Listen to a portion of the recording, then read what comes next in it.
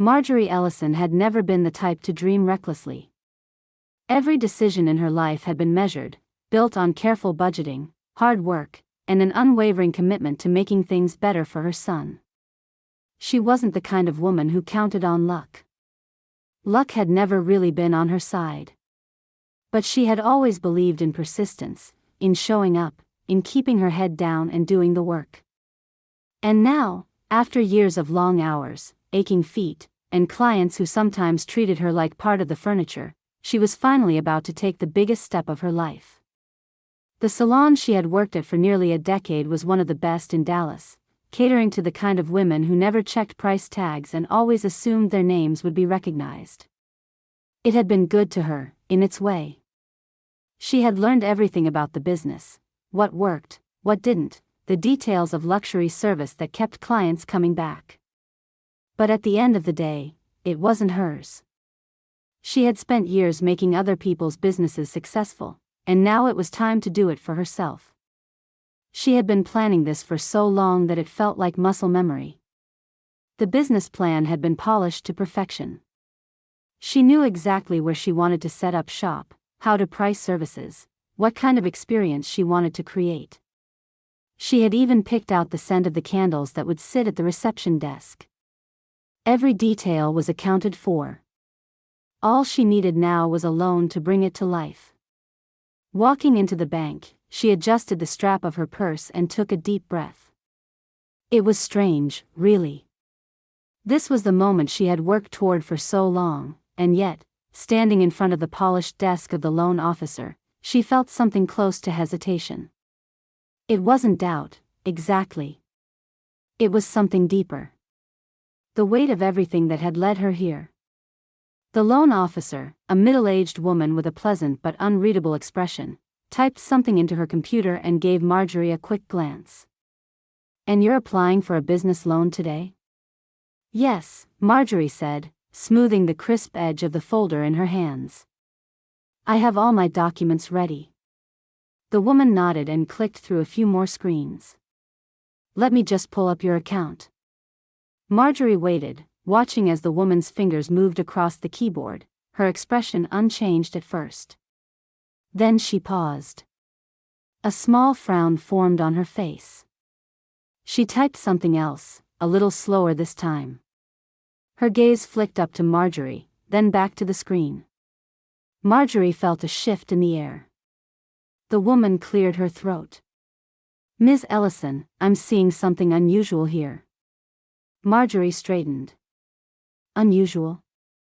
The woman turned the screen slightly, not enough for Marjorie to see, but enough to make it clear that whatever she was looking at was unexpected.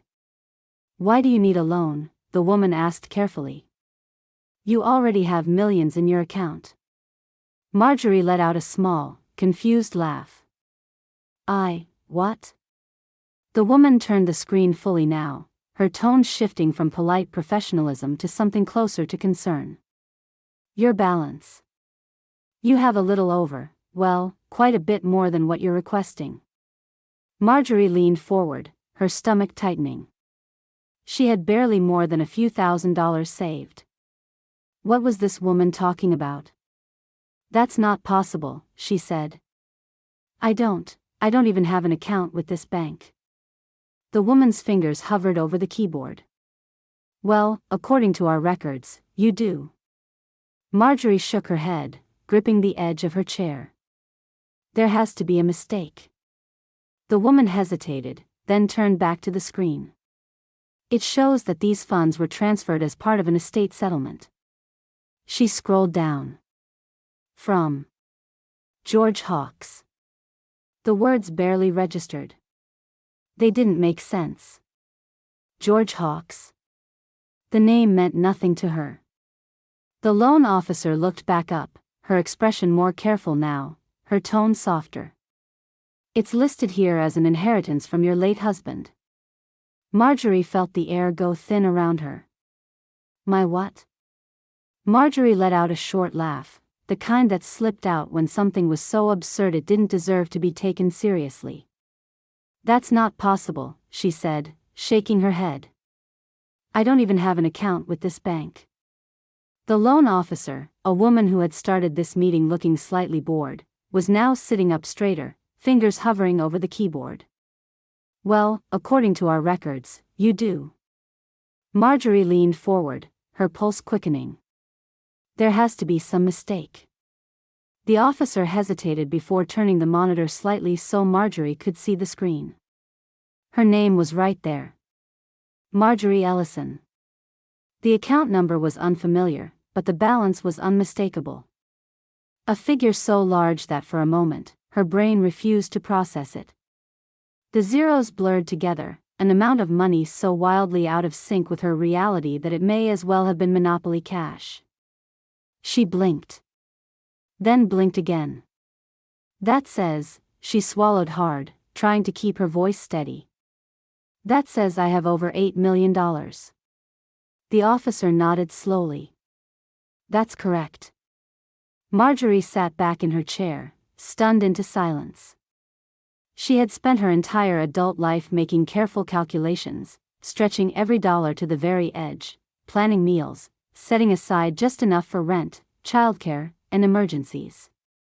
She had memorized price tags in grocery stores, done mental math while filling up her gas tank, and had lived with the kind of financial awareness that never allowed for autopilot. And now this stranger was telling her she had millions? She shook her head. That can't be right. I'd know if I had that kind of money. The officer tapped her keyboard again, her expression growing more cautious. It appears to have been transferred to you as part of an estate settlement. Marjorie frowned. Estate? The woman nodded and scrolled. Yes. She squinted at the screen. George Hawks. The name meant nothing to her. It was just a collection of syllables, completely unfamiliar, like she was being told she had inherited money from some distant royal family she'd never heard of. I don't know anyone named George Hawks, she said, her voice sharper now. The woman hesitated before glancing back at her screen. It says here that he was your husband. Marjorie laughed again, but this time it was a hollow, brittle sound. Excuse me? The officer's fingers hovered over the keyboard as if she was unsure how much she should be saying. According to the legal documents attached to this transfer, you were listed as Mr. Hawks's wife. Marjorie stared at her. That's ridiculous. I understand this must be surprising. The officer's voice had softened into something almost apologetic, the way someone might break the news of a clerical error that resulted in a missed paycheck, not the news that a woman who had never been married had somehow acquired a billionaire husband without her knowledge. Marjorie leaned forward, gripping the edge of the desk. There has to be a mistake. I have never been married to anyone, let alone, she gestured vaguely toward the computer screen. Whoever that is. The officer gave her a careful look. Ms. Ellison, George Hawks passed away 5 years ago. Her body tensed. 5 years ago. A husband she never met. A fortune she never earned. None of this made sense. The officer cleared her throat, clicking again. The estate transfer was processed through legal channels. The documents are all here. Marjorie's mind was racing. Some kind of clerical error, a mix-up, something fixable. But the numbers on the screen were real. The bank recognized them. The system recognized them. And worst of all, whoever had set this up had used her real name. Her real information. As if she had actually been George Hawks's wife. Her voice was unsteady when she spoke. I want to see the paperwork. The officer hesitated, then nodded. Of course. I can print out a copy for you. Marjorie watched as the printer whirred to life, spitting out crisp, white sheets. She reached for them with fingers that felt strangely numb. And there it was. Her name, next to George Hawks's. On an official marriage certificate. Dated 5 years ago. Marjorie stood frozen in the middle of the bank, gripping the stack of papers so tightly her fingers ached. Late husband. The words clung to her like wet fabric, heavy and suffocating. There had been plenty of absurd moments in her life, accidentally waving back at someone who wasn't waving at her, realizing too late that she had spinach in her teeth after an important conversation, once even showing up to a job interview on the wrong day. But this was something else entirely. She wasn't married. She had never been married. She had never even come close. And yet, there it was, in crisp black ink, her name, tied permanently to a dead billionaire she had never met. Her stomach twisted. The logical part of her brain tried to reason through it. Mistakes happened. Paperwork errors, clerical misfilings, some other bureaucratic nightmare that could be straightened out with a few phone calls. But then there was the money. The millions of dollars that had landed in her name, sitting in an account she had never opened. That wasn't a simple mix-up. That was intentional. Her chest tightened as she pushed away from the desk, barely muttering a thank you to the loan officer before bolting for the door. Her body moved on instinct, carrying her straight to her car. She turned the key, but for a moment, she just sat there, breathing too fast, gripping the steering wheel like it might anchor her to reality. This was fixable. It had to be fixable. The county clerk's office was a 15-minute drive away, tucked inside a dull government building where time seemed to stretch and slow.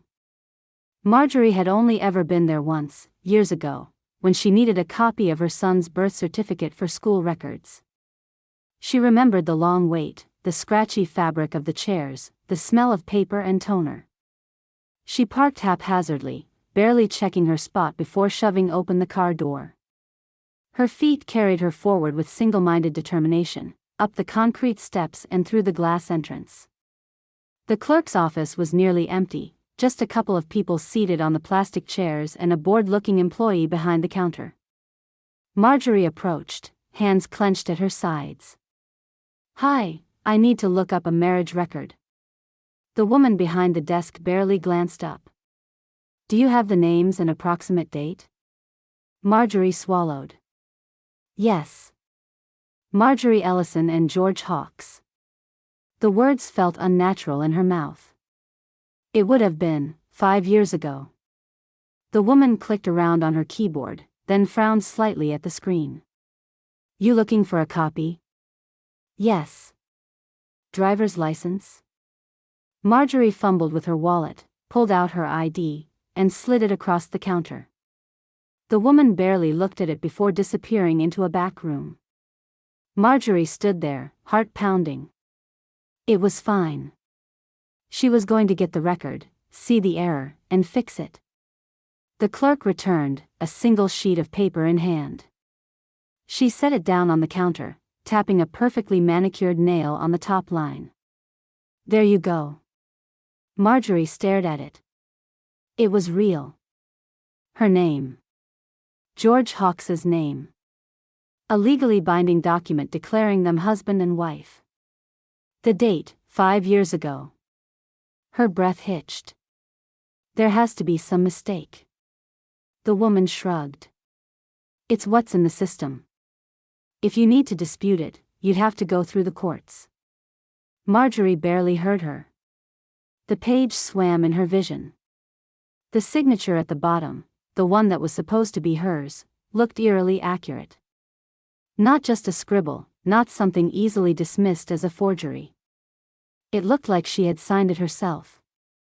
Marjorie barely remembered the drive home.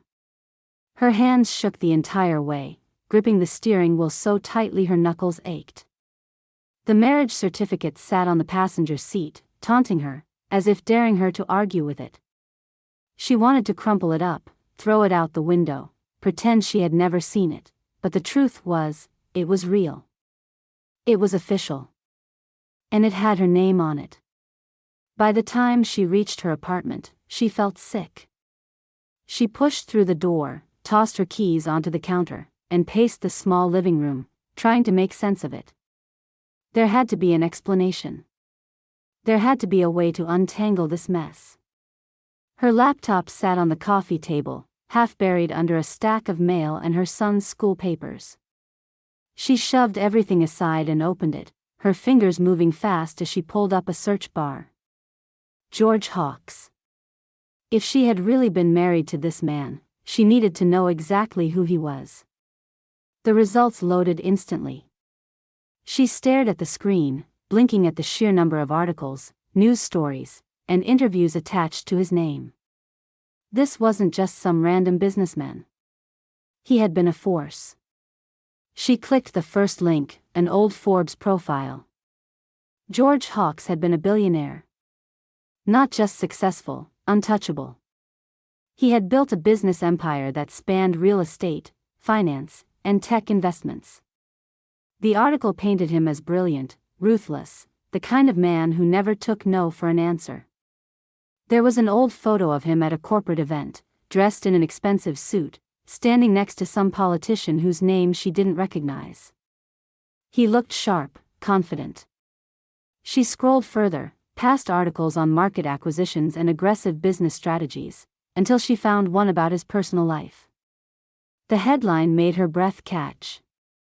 Mysterious mogul, George Hawks's private life remains an enigma.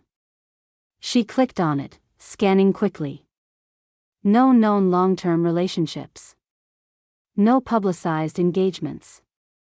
Rumors about a few high-profile affairs, but nothing confirmed. The piece described him as intensely private, someone who kept the world at arm's length. He had lived in a sprawling estate just outside the city, rarely seen at social events unless they were directly tied to business. Nowhere did it mention a wife. Marjorie rubbed her temples. This wasn't making sense. She would have remembered marrying a billionaire. She would have remembered being anywhere near a man like this. Her fingers flew across the keyboard as she kept digging. She found news footage from 5 years ago, covering his sudden death. Billionaire George Hawks presumed dead after boating accident. She clicked the video. A serious-looking reporter stood outside a marina, talking about how his yacht had been found abandoned, no sign of him anywhere. No body was ever recovered. He had been declared dead after an extensive search led to nothing. The police had called it an accident. Some speculated it was something darker. Marjorie exhaled sharply. It didn't add up. None of it did. She pulled up a map, zooming out from her tiny apartment in Dallas to the gated estate listed as his last known address. She had never been anywhere near that part of the city. She didn't know anyone who ran in those circles.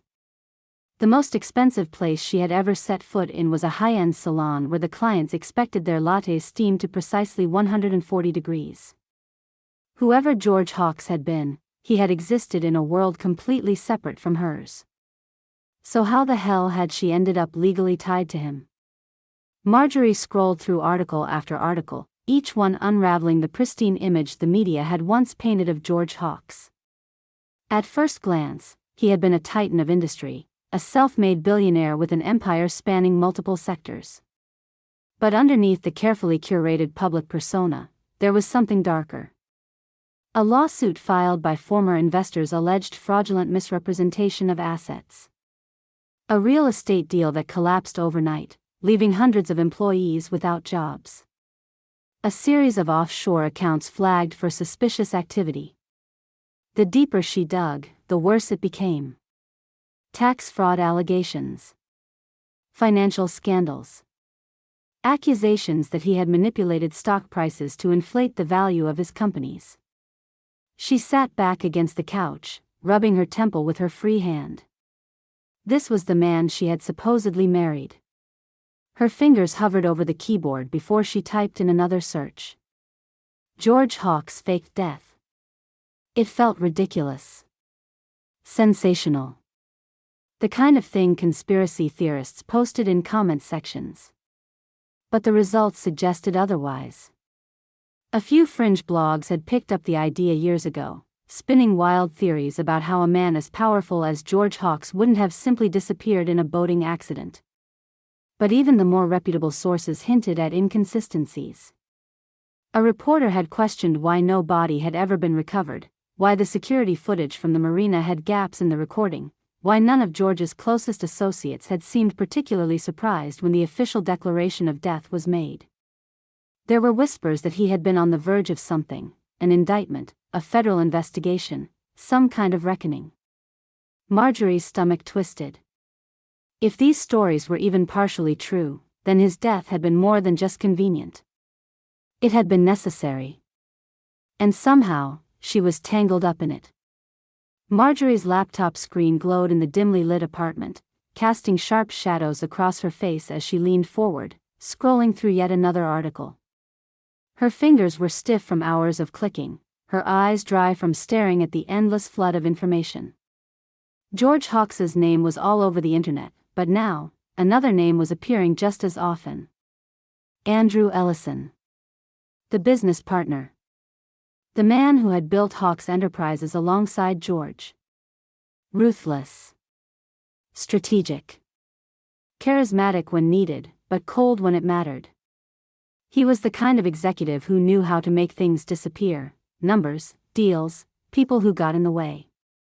His name was mentioned in nearly every lawsuit connected to the company, but there was a pattern: whenever accusations got too close, the evidence pointed elsewhere. When fraud was uncovered, it was traced back to George. When money vanished, it had George's signature on the documents. And when the authorities started investigating, it was George's death that conveniently ended any further questioning. Andrew, on the other hand, had survived it all. There was no indictment, no trial, no conviction.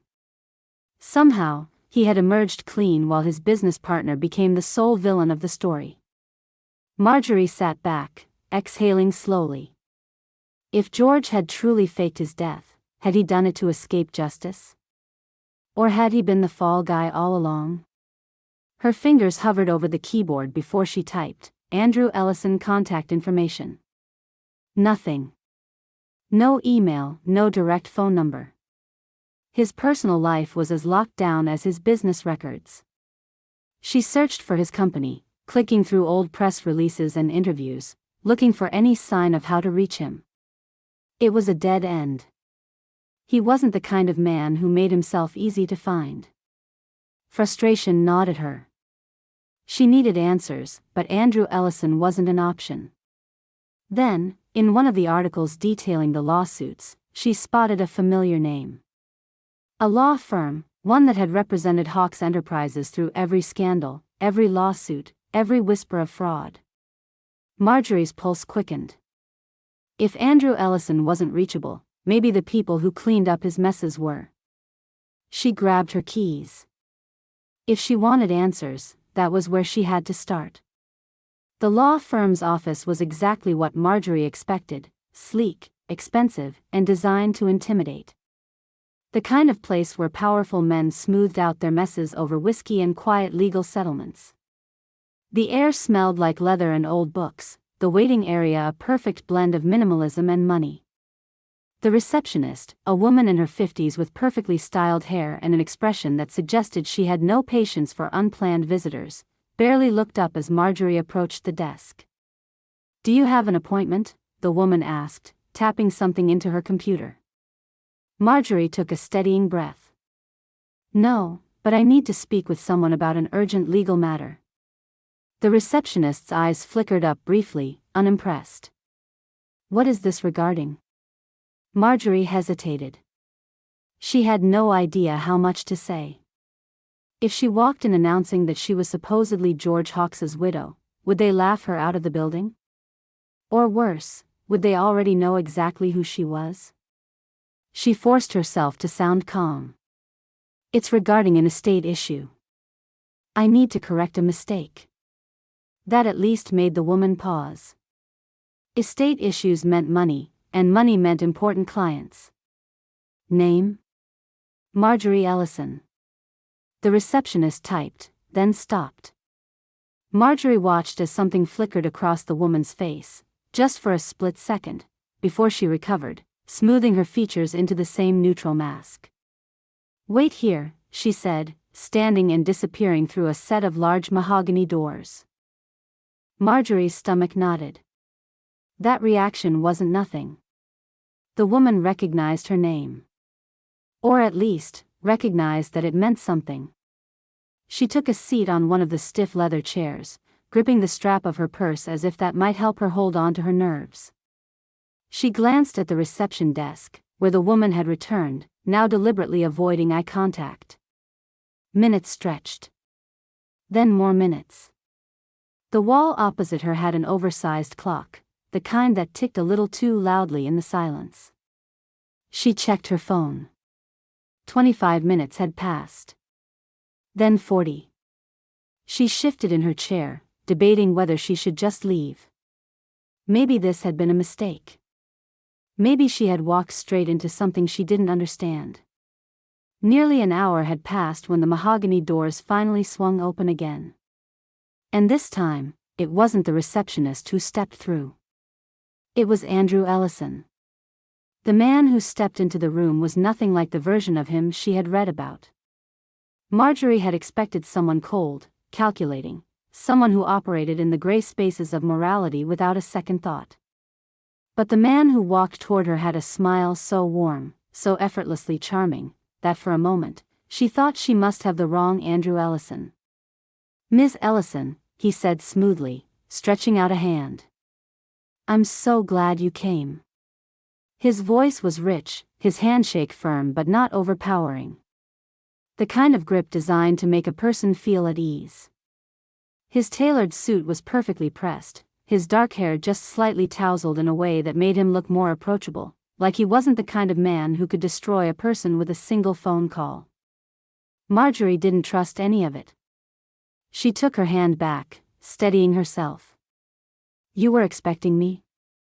Andrew let out a small chuckle, shaking his head as he sat across from her. "Expecting?" "Not exactly." "Hoping?"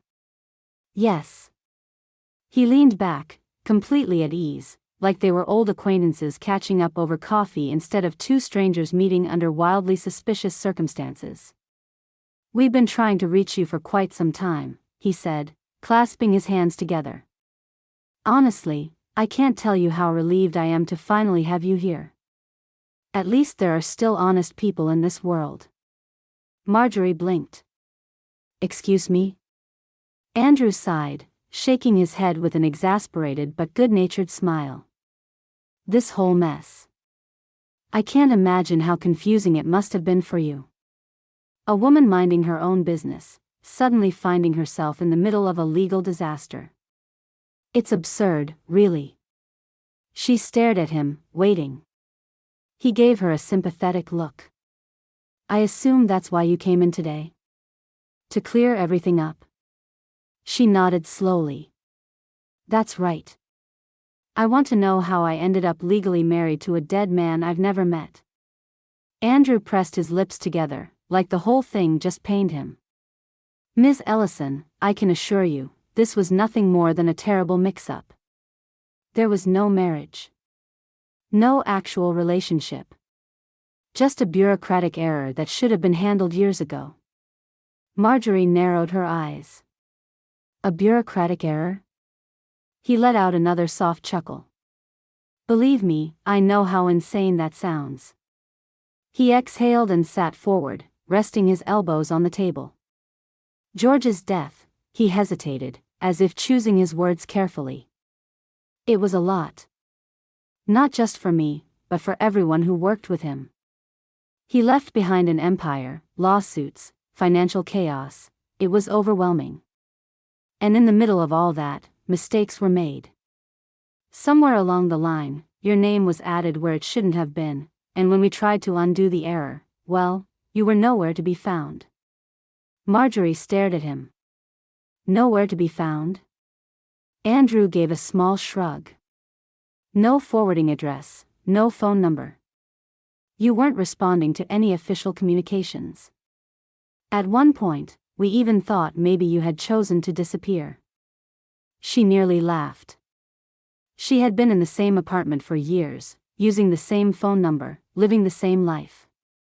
No one had ever contacted her about this. Andrew spread his hands, as if all of this had been completely out of his control. "But now, here you are. And I promise you, we are more than ready to fix this." It will take a little paperwork, of course, but it's a simple process. You'll be compensated for any inconvenience, of course. I can't imagine what it must have been like to discover something like this. Marjorie clenched her jaw. He was so smooth, so confident, as if he had been rehearsing this speech for years. It should have been comforting. It should have put her at ease. It didn't. Andrew smiled, the kind of smile designed to put people at ease, the kind that made you believe everything was under control. He clasped his hands together on the table, leaning in just slightly, like they were co-conspirators in some absurd mix-up rather than strangers thrown into a situation that made absolutely no sense. And of course, he said smoothly, we want to make this right. This has been a massive oversight on our part, and I can't imagine the stress it's caused you.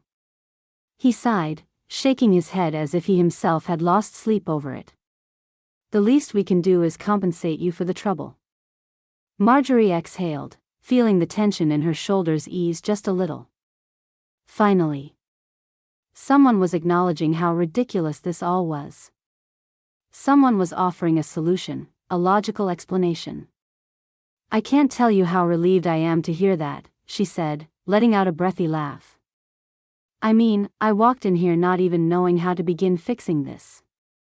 Andrew gave her a sympathetic smile, like he had been expecting her to say that.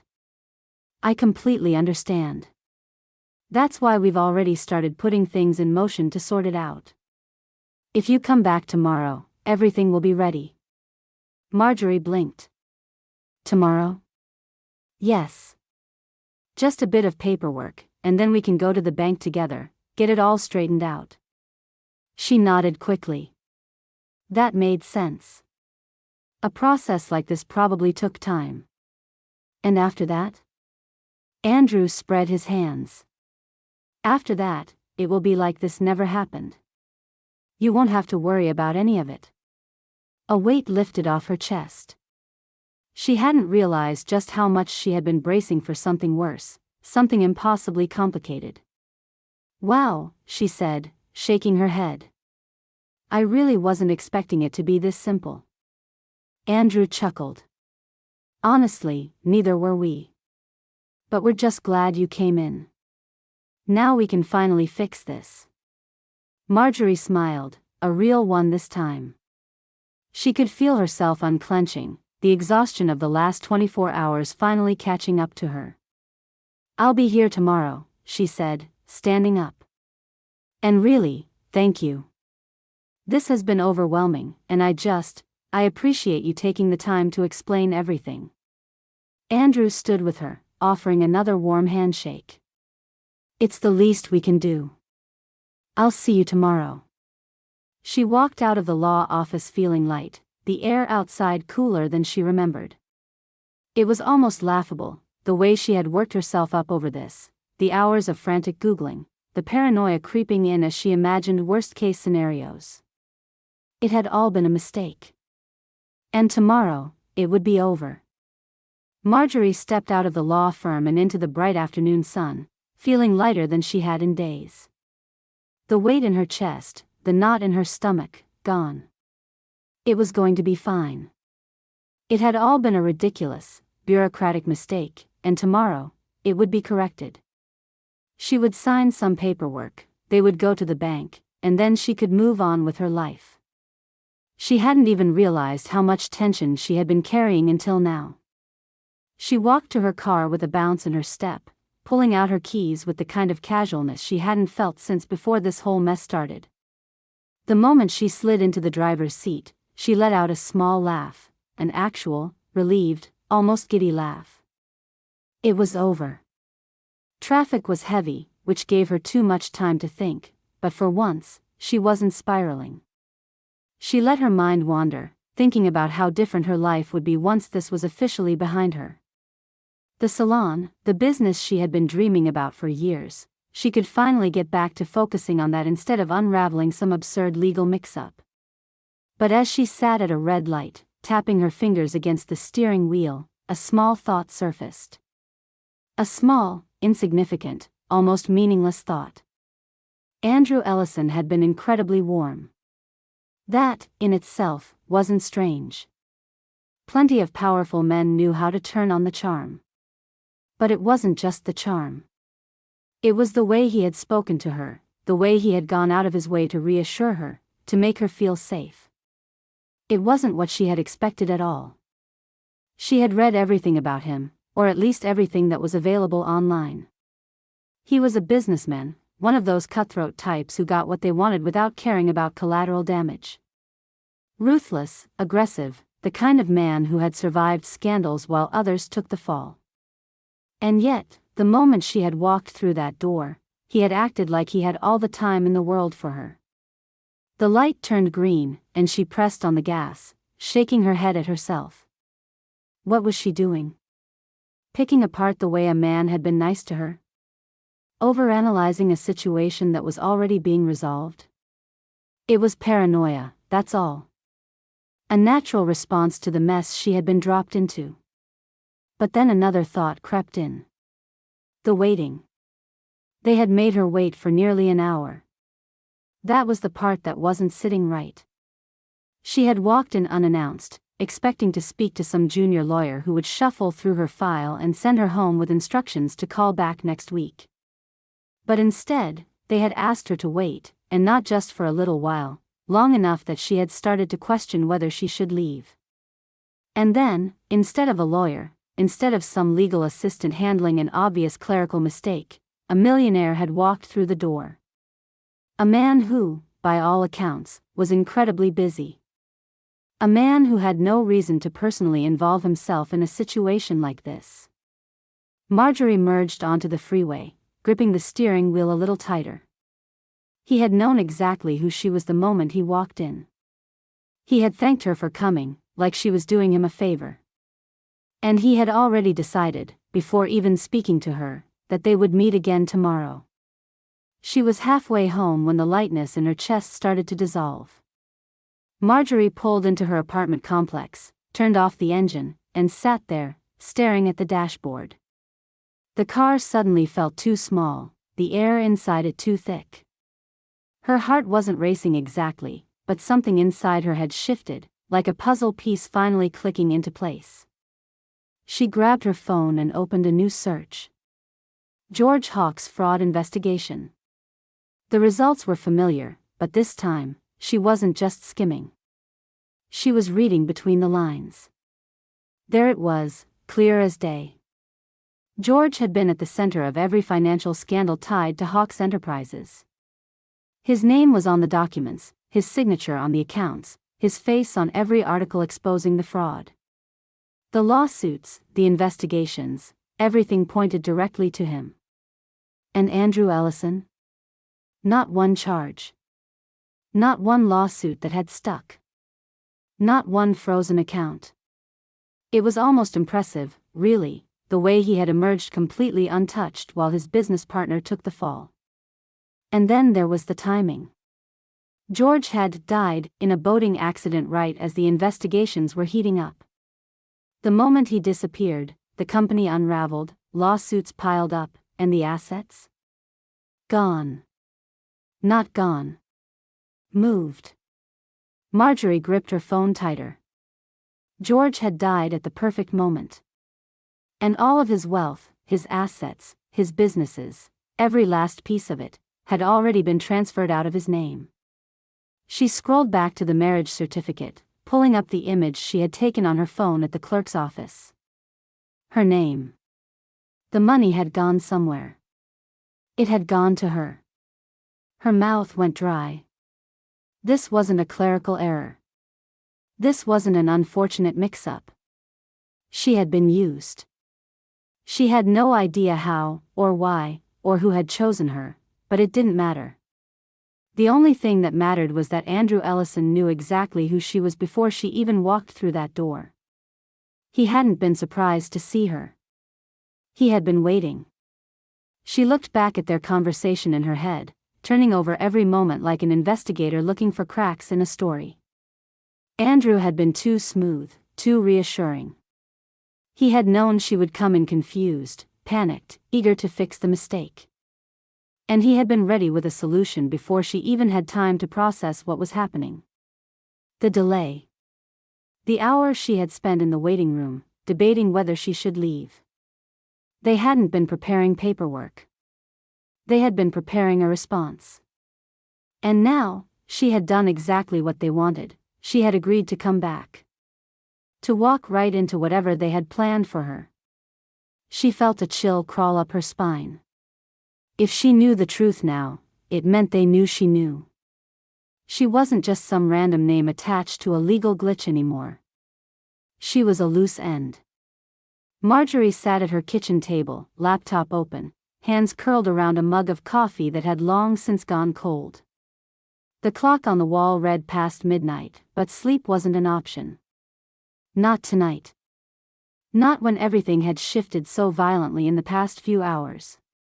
She pulled up her bank account for the 5th time, refreshing the screen like the numbers might suddenly vanish. But they were still there. Every last cent. The money hadn't moved. Yet. Her pulse pounded in her ears. She knew exactly what would happen if she walked into that meeting tomorrow. They would smile at her, slide the paperwork across the table, make it all seem so reasonable, so logical. It had been a mistake, after all. And they were here to correct it. She could already hear Andrew's voice in her head, smooth and reassuring. Just a few signatures, Ms. Ellison, and we'll take care of everything for you. Except they wouldn't just take care of everything. They would erase her. She had been a pawn, chosen for her quiet life, her unremarkable existence, the kind of person who wouldn't ask questions. She wasn't supposed to have found out. She wasn't supposed to have noticed how neatly all the pieces fit together. But they had miscalculated. She wasn't some fool who would walk into a trap with a grateful smile. She wasn't going to hand over the only proof that something much bigger was happening here. Her hands clenched into fists. She was done being used. Her mind raced through the possibilities. She had to move quickly. There was no way they hadn't flagged her account already, no way they weren't prepared to shut everything down the second she walked through that law firm's doors. She pushed away from the table and grabbed her bag, her pulse steady and determined now. She needed to think faster than them. Move faster. By morning, she would be gone. And so would the money.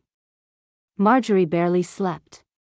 She lay in bed staring at the ceiling, replaying every detail of the last 24 hours. The moment at the bank. The legal documents. The absurdly charming Andrew Ellison, sitting across from her with that easy smile, reassuring her that everything would be fixed if she just played along. The weight of what she had uncovered pressed down on her chest, but underneath the fear, something else was burning now. Fury. They had picked her because they thought she wouldn't notice. Because she was a nobody to them, a single mom cutting hair in a salon, someone who wouldn't ask questions. They thought she'd be grateful for their help, sign whatever they put in front of her, and disappear back into the background. She rolled over and grabbed her phone, checking her bank account again. The money was still there. But she knew it wouldn't be for long. The moment she walked into that meeting, it would be gone. She swung her legs over the side of the bed, rubbing her face as she stood up. She needed to move fast. The sky was still dark when she left her apartment. The city was just starting to wake up, streetlights flickering off, the occasional early commuter yawning behind the wheel. She pulled into a parking lot outside a coffee shop and opened her laptop, fingers flying over the keyboard. She had no idea how much time she had before they acted, but she wasn't going to wait around to find out. She set up 3 new accounts, splitting the money between them. One at a major bank, one at a smaller credit union, and one at an online financial institution that would take longer to trace. Her hands shook as she finalized the transfers, her heart hammering in her chest. She had never moved more than a few $100s at a time before. Now, millions were shifting at her command. She clicked the final confirmation and exhaled sharply. It was done. But that wasn't enough. If they could fabricate a marriage, they could fabricate anything. She needed to disappear. She pulled up a website she had read about once, years ago, half as a joke, half as a curiosity. A service that helped people vanish, legally. New identification, new address, new everything. She followed the steps, filling out forms, choosing a name she barely recognized. It wasn't perfect, but it would buy her time. By mid-morning, she walked into a small branch of her newly chosen bank, withdrawing as much cash as she could without triggering suspicion. She stuffed the envelope deep into her bag, her fingers gripping the strap tightly as she walked out onto the street. Her phone buzzed. A new email. From the law firm. Just a friendly reminder about her meeting today. Marjorie stared at the screen, pulse steady now. Andrew Ellison was waiting. But by the time he realized what had happened, she would already be gone. The air smelled different here. It wasn't just the absence of the familiar, it was something else, something lighter. Marjorie stood in front of the freshly painted storefront, the gold lettering on the glass window catching the late afternoon sun. The name she had chosen for her salon felt right, even if it wasn't the name she had dreamed of using back in Dallas. But that life was gone, neatly folded away, just like the name she had left behind. She had done it. The shop was small but beautiful, with high ceilings and big windows that let in golden light. The space had been a bakery before, and the faint scent of sugar and flour still lingered in the air. She had spent the last few weeks transforming it: soft leather chairs, deep green walls, mirrors framed in brushed gold. It was modern but warm, elegant but unpretentious. People had warned her not to open a salon in a town where she had no roots, no connections. But they didn't know Marjorie. She had built a life from nothing before. This time, she just had a head start. The first week had been quiet. Walk-ins, mostly. A few curious locals who peered inside and then returned a day later, looking like they had made up their minds to trust her with their hair. And then, one morning, a woman with a sharp bob and kind eyes had sat in her chair, let Marjorie work her magic, and left looking like she had just walked out of a high-end salon in Manhattan. By that evening, half the town had heard about her. Now, she was booked solid for weeks. She hired 2 assistants. Then a receptionist. Then another stylist. She ran the salon exactly the way she had always dreamed, without the stuffy rules of luxury salons, without the rushed atmosphere of the cheaper chains. It was a place where women lingered after appointments, sipping coffee and flipping through magazines. Where teenagers came in before prom, nervous and excited, and left glowing. No one asked about her past. No one knew. She never talked about the money. She didn't flaunt it. She didn't upgrade to a fancy car or move into a mansion. The house she rented was comfortable, the kind of place where she could cook dinner with her son and sit on the porch in the evenings. For the first time in her life, she wasn't struggling. She was thriving.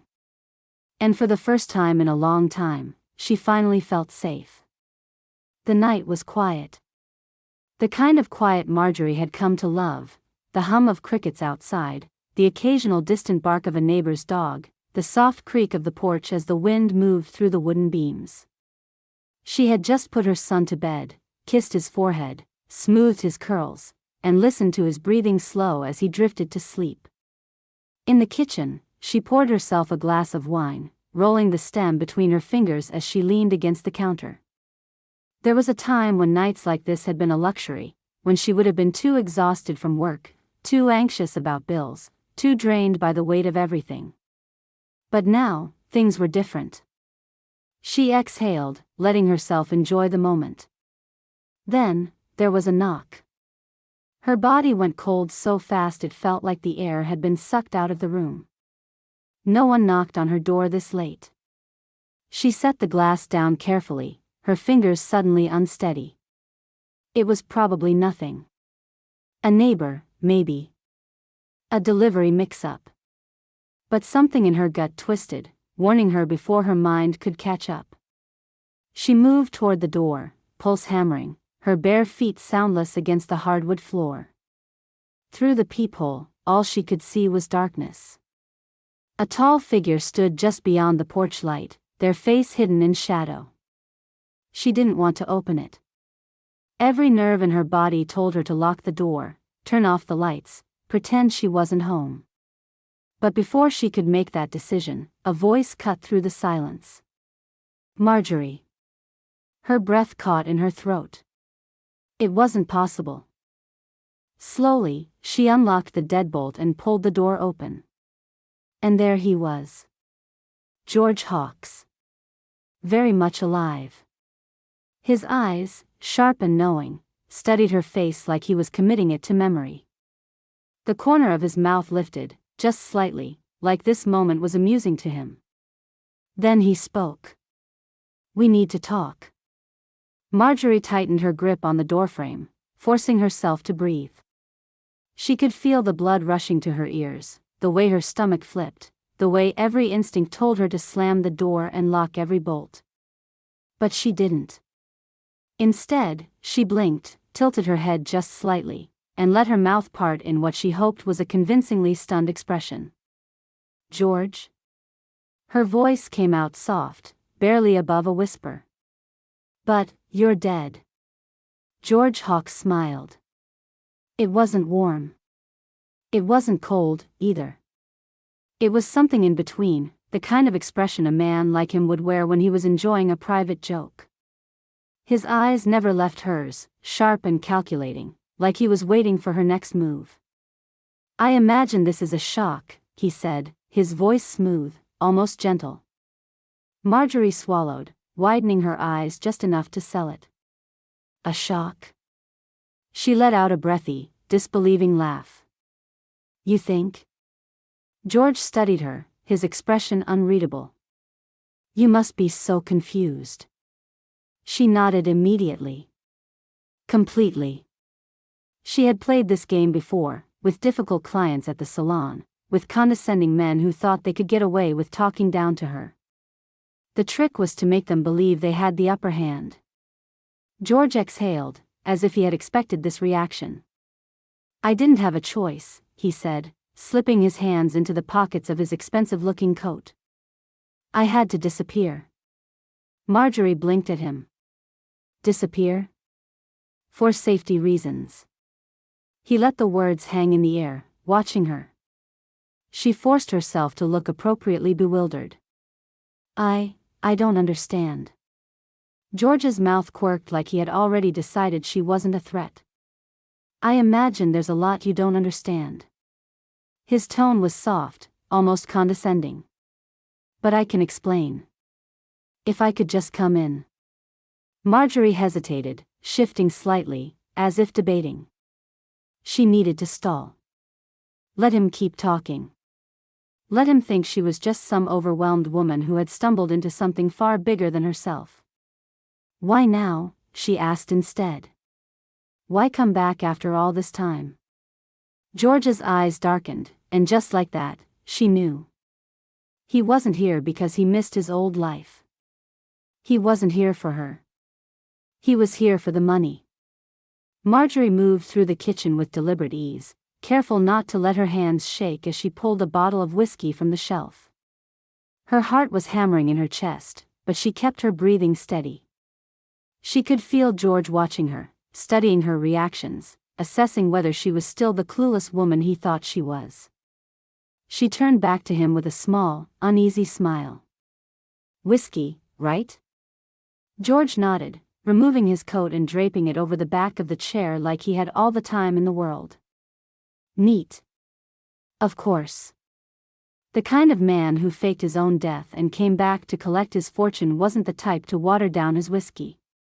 Marjorie reached for 2 glasses and set them on the counter. As she turned to grab her phone, she let it slip from her fingers, watching as it tumbled off the edge and clattered onto the floor. Damn it, she muttered, crouching quickly. She kept her head down, fingers moving fast. One text. No names. No details. Just 2 words. He's here. She hit send and slipped the phone back into her pocket as she straightened. George hadn't moved. He was watching her, his gaze unreadable. "You look nervous," he observed. Marjorie forced a weak laugh, pouring the whiskey into the glasses. "Wouldn't you be?" He smiled slightly, like he was pleased with that answer, like he wanted her nervous. He picked up his drink and swirled the amber liquid before taking a slow sip. She mirrored his movements, but barely let the whiskey touch her lips. She needed to stay sharp. George set his glass down and exhaled. "So," he said, leaning back in his chair. "I imagine you have questions." Marjorie nodded, letting the hesitation linger on her face. "I don't understand." George's lips curved into something that wasn't quite a smile. "No, I imagine you wouldn't." She needed to keep him talking. She let out a shaky breath. "Why me?" George tilted his head slightly, amused. "Why not you?" Marjorie blinked, her fingers tightening around the glass. "I mean, of all the people in the world, why did you put my name on everything?" George smirked. "You were easy." She didn't react, just let the words settle between them like she was still trying to process. He took another slow sip, watching her carefully. "You worked at that salon for what, years?"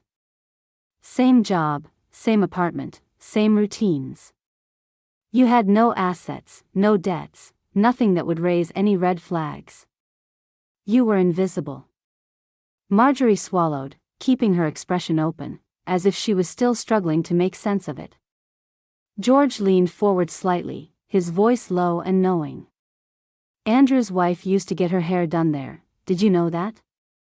Marjorie gave the smallest nod, not trusting herself to speak. "She mentioned you once." George chuckled, shaking his head slightly. "Said you were so simple. No ambition. No attachments. Nothing to lose."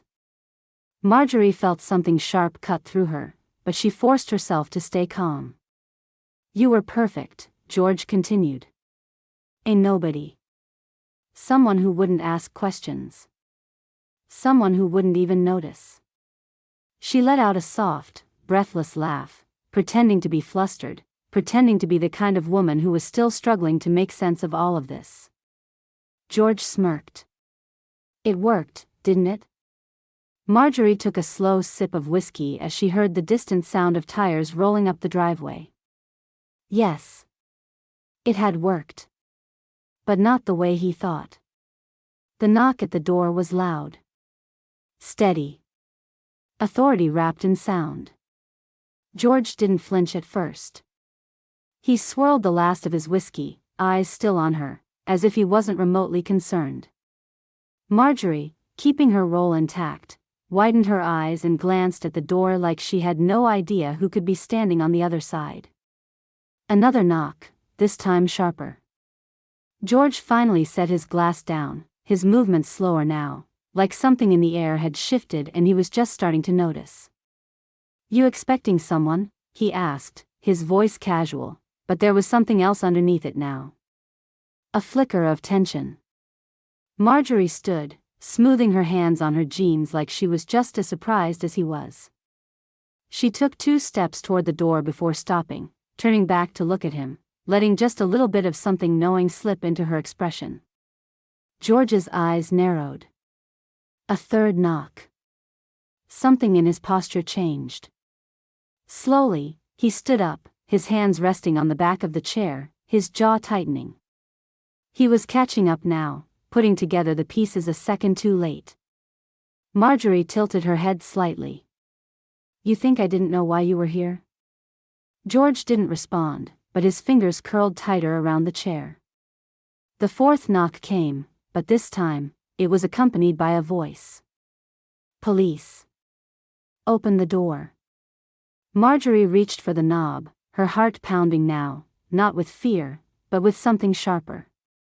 George took a single step back. Just one. As if, for the first time in a very long time, he wasn't the one in control. She turned the knob and pulled the door open. The officers moved fast. One stepped inside, the other right behind him, both with purpose, their expressions giving away nothing. "George Hawks," the taller officer said.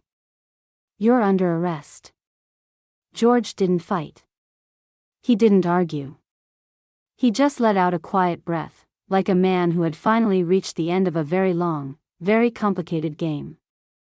One officer pulled his arms behind his back, the click of the handcuffs snapping through the air like punctuation. George turned his head, just slightly, and looked at her, his mouth curving into something that wasn't quite a smile.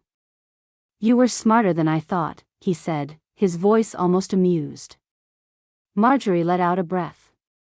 Not a laugh, not quite relief, just the last of the weight leaving her chest. She leaned against the doorframe, watching as they led him outside. He had come for what he thought was his. But he had underestimated the woman he chose to steal from. Marjorie stood in the doorway, arms crossed, watching as the officers guided George toward the squad car. The flashing blue and red lights reflected off his face, throwing sharp shadows over his features, but his expression remained unchanged. He didn't struggle. He didn't protest. He just let out a slow exhale, the kind of breath a man takes when he realizes his game is up but still believes the final score hasn't been settled. She had expected more from him. A smirk, a witty remark, a parting shot meant to get under her skin. But as the officer placed a hand on his head to guide him into the back seat, he turned his head just enough to meet her eyes. That's when the smirk came. Not quite arrogant, not quite resigned. Just the faintest curve of his lips, a silent acknowledgement that this wasn't how he had expected the night to go. One of the officers shut the car door behind him and turned back toward the house. "Ms. Ellison?" She glanced at him, her face unreadable. "We'll be in touch." She nodded once, then stepped inside and closed the door. The lock clicked into place, and just like that, the house was silent again.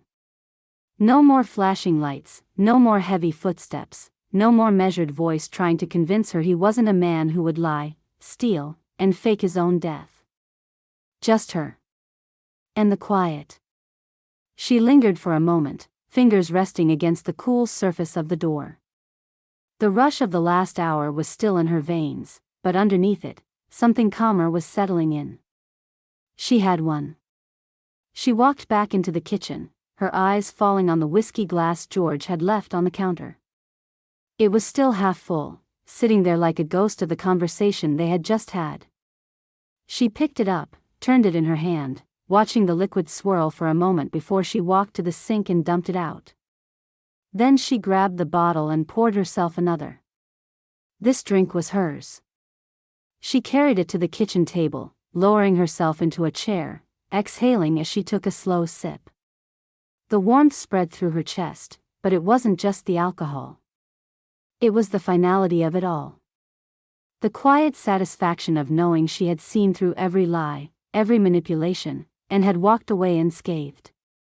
She ran a finger along the rim of the glass, her mind drifting back to that morning, to the decision that had set all of this into motion. She had gone to the police alone, heart pounding, palms sweating, uncertain if she was making the right call. The station had smelled like stale coffee and paperwork. She had asked for the detective handling the fraud investigation, the one whose name she had found in an old article about George's missing fortune. They had sent her to a small office with gray walls and a single desk cluttered with reports. The detective, a man in his 50s with tired eyes but a sharp gaze, had listened without interrupting. She had laid it all out. The marriage certificate, the bank account, the law firm, Andrew, the money. And then, finally, George. When she had finished, he had leaned back in his chair and studied her for a long moment. "So," he had said, tapping his fingers against the desk, "what do you want to do about it?" And together, they had devised a little plan. She had known George would come. He had no other choice. The money was gone, the accounts were untouchable, and she was the last loose end. He had faked his death, but now, he had no choice but to step back into the world, and the moment he did, he was vulnerable. So she had played her part. The confusion, the wide-eyed shock, the stammered questions. She had poured his drink, let him think he was winning, let him think she was still the simple woman who had been chosen because she wasn't supposed to notice anything. And then she had texted 2 words. "He's here." She took another sip, rolling the whiskey over her tongue, letting the satisfaction settle in. George was gone. Andrew would be next.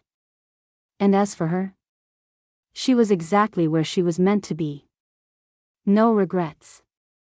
Not a single one. The morning was quiet in the way only small towns could be, slow, unhurried, stretching itself awake as if there was no rush to get anywhere. Marjorie stood outside her salon, the key poised between her fingers, her other hand wrapped around a cup of coffee still warm enough to send small curls of steam into the crisp air. She took a slow sip, savoring the rich bitterness as she watched the town come to life. The bakery across the street had just flipped its open sign, and already, a small group of locals had gathered inside, laughing softly as they waited for their coffee and pastries. Down the block, a florist was setting out fresh bouquets, the bright colors standing out against the pale morning light. A runner in a gray hoodie passed by, nodding at her like they did every morning. This life, the one she had built from the ground up, was simple, ordinary. And she loved it. She had spent so much of her life waiting.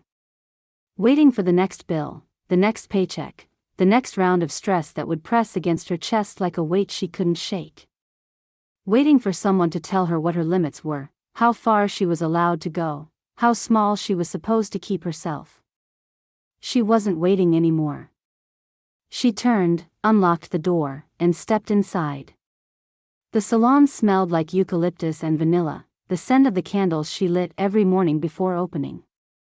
The chairs were lined up perfectly, the mirrors spotless, the counters arranged just how she liked them. There was a quiet hum of something unspoken in the air, satisfaction, fulfillment, the kind of peace that came from knowing she had built something real. This was hers. Not borrowed. Not given. Not stolen. Hers. She had spent years keeping her head down, playing it safe, following invisible rules she hadn't even realized had been written for her. But when everything had been upended, when she had been dragged into a game she never agreed to play, she hadn't just survived. She had won. George had thought she was weak. Andrew had thought she was disposable. They had chosen her because she was invisible, because she wasn't supposed to ask questions, because she had been the perfect pawn in their carefully laid out scheme. But they had underestimated her. She had stood in the fire, in the lies, in the tangled web of powerful men who had spent their lives getting away with everything, and she had walked out untouched. No. More than that. She had walked out with everything. The money. The business. The freedom. And best of all, she had walked away owing no one anything. A year ago, she had been someone else. A version of herself that had spent nights doing mental calculations to make sure rent and groceries wouldn't clash. A version that had told herself that dreams were just that, dreams. But that woman didn't exist anymore. She wasn't just a survivor. She was a woman who had fought back. A woman who had taken the worst thing that had ever happened to her and turned it into something new, something strong. The bell above the door jingled, pulling her out of her thoughts. She looked up as her first client of the day walked in, shaking off the morning chill. "Morning, Marjorie," the woman said, unwrapping her scarf. Marjorie smiled, setting down her coffee, feeling the warmth of her life settling around her like something solid. "Morning," she said. "Let's get started." And just like that, her day began. Her life. Her real life. One she had built with her own hands.